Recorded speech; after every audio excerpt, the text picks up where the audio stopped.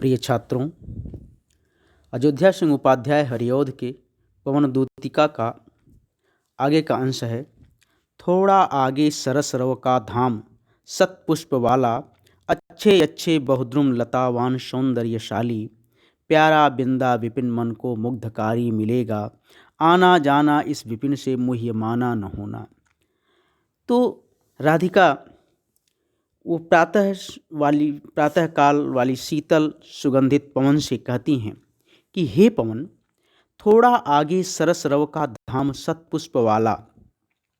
जब तुम थोड़ा सा और आगे कुंजलताओं को पार करके थोड़ा सा और आगे बढ़ोगी तो तुम्हें सरस रव, रसीले मतलब आनंद देने वाली आवाज़ों को, रव माने आवाज़, का धाम माने गृह, सतपुष्प वाला, अच्छे अच्छे पुष्पों वाला, अच्छे अच्छे बहुद्रुम लतावान सौंदर्यशाली,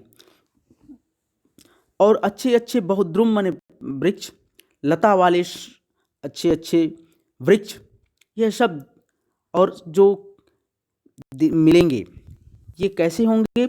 ये अच्छे अच्छे पुष्पों वाले होंगे, अच्छे अच्छे सौंदर्यशाली लताओं वाले होंगे, और यहाँ पर आनंद देने वाली वायु, आनंद देने वाली आवाज़ भी उनकी सुनाई दे रही होगी।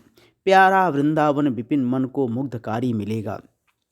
तो ऐसा वृंदा विपिन, विपिन माने जंगल, वन, तो वृंदावन, तो ऐसा प्यारा वृंदावन जो मन को मुग्धकारी, मन को मुग्ध कर लेने वाला वृंदावन मिलेगा, जिसमें अनेक सौंदर्यशाली पुष्पलताएँ होंगी, बहुत से वृक्ष होंगे, और अच्छे अच्छे पुष्प होंगे, अच्छी अच्छी लताएँ होंगी, और वहाँ एक मन को आनंद देने वाली, मन को प्रसन्न कर देने वाली वायु आवाज़ भी सुनाई दे रही होगी। आना जाना इस विपिन से मुह्यमाना न होना। इस विपिन से तुम आना जाना, इस जंगल से, वृंदावन से तुम गुजरना, लेकिन हे प्रातःकालीन शीतल मंद वायु, शीतल सुगंधित वायु, तुम यहाँ पर इस वृंदावन की जो सुंदरता है, उसके सौंदर्य को, इसके मनोहारी सौंदर्य को देखकर मुग्ध मत हो जाना, मोहित मत हो जाना। ठीक है। जाते जाते अगर पथ में क्लांत कोई दिखावे तो जाके सन्निकट उसकी क्लांतियों को मिटाना, और तुम आगे बढ़ जाना। और जाते जाते अगर रास्ते में कोई क्लांत माने थका हुआ व्यक्ति तुम्हें दिखाई दे तो जाके सन्निकट उसकी क्लांतियों को, उसकी थकावट को दूर कर देना, तो उसके निकट जाकर के उसकी थकावट को दूर कर देना। धीरे धीरे परस करके गात उत्ताप खोना, सदगंधों से श्रमित जन को हर्षितों सा बनाना। और हे शीतल सुगंधित पवन, तुम उस थके हुए व्यक्ति के पास जब जाओ ना, तो उस धीरे धीरे उसके परस माने स्पर्श करके, गात माने शरीर को, तो उसके शरीर को धीरे धीरे अपनी शीतलता से स्पर्श करके उत्ताप खोना, उसके ताप को, उसकी गर्मी को कम कर देना।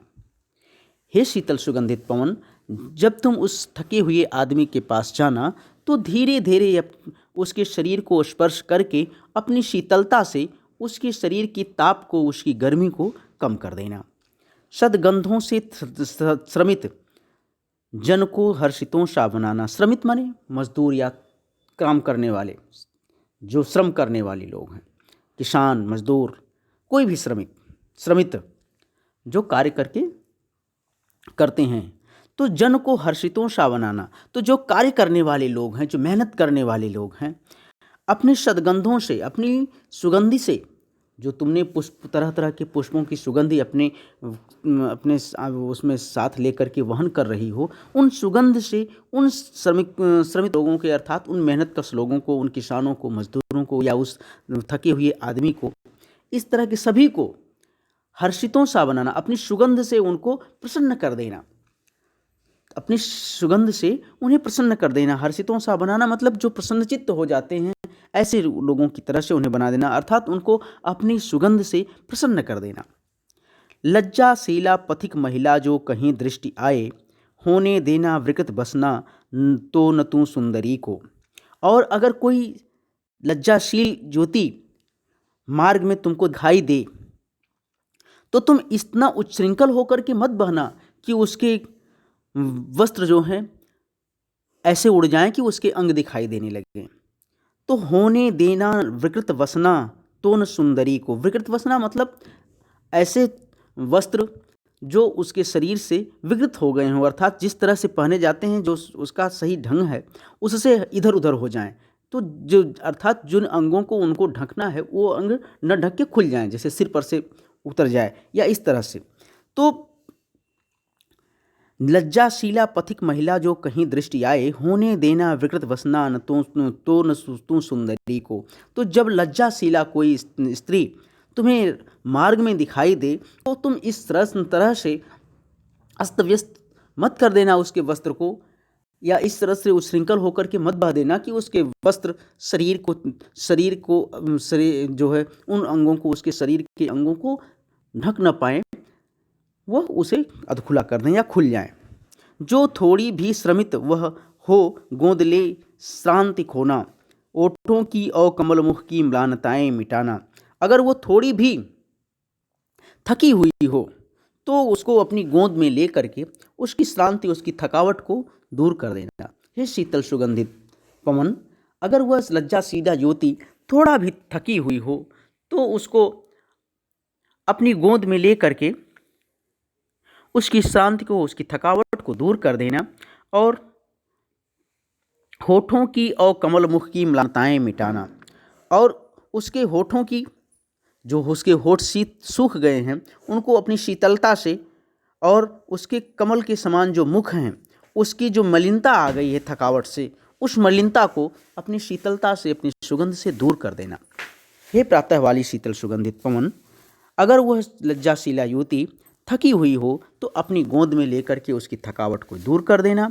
और उसके होठों, अगर उसके होठ सूख गए हों और उसके चेहरे पर, उसके मुख पर मलिनता आ गई हो, अर्थात थकावट आ गई हो, उसका चेहरा पहले से जो तेज था उसके चेहरे में वो कम हो गया हो, तो उसके मुख की थकावट को दूर कर देना, उसकी मुख की मलिनता को दूर करके उस पर ताजगी लाना और उसके होठों के जो सूखापन है उसको कम करके शीतलता प्रदान करके उसके होठों पर भी ताजगी लाना।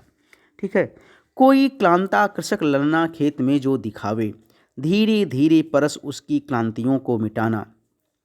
अगर कोई क्लांता माने थकी हुई, कृषक ललना किसान की पुत्री खेत में जो दिखावे, अगर किसी खेत में किसान की कोई पुत्री अपने कार्य करते हुए थक गई हो, अगर ऐसी दिखाई दे तो धीरे धीरे परस उसकी क्लांतियों को मिटाना। हे शीतल सुगंधित वायु, तब धीरे धीरे स्पर्श करके अपनी शीतलता से उसकी थकावट को दूर कर देना। क्लांतियों को मैंने थकावट को दूर कर देना। जाता कोई जलद यदि हो व्योम में तो उसे ला। और आसमान में देखना कि कोई बादल का टुकड़ा अगर कहीं से उड़ता हुआ जा रहा हो तो उस बादल टुकड़े को ला करके उस युवती के ऊपर छाया द्वारा सुखित करना तप्त भूतांगना को। तो उस बादल के टुकड़े को बहा करके ले आना और जो किसान की पुत्री है जो थकी हुई है उसके ऊपर छाया कर देना। उस बादल के टुकड़े को ला करके उस जो किसान की युवती के ऊपर छाया कर देना। और तप्त भूतांगना को, तप्त भूतांगना मतलब जो किसान की युवती है, जो किसान की पुत्री है, जो थक गई है, और तप्त मतलब गर्मी से ताप उसका बढ़ गया हो। भूतांगना, भूत का मतलब है कि जो उसका जो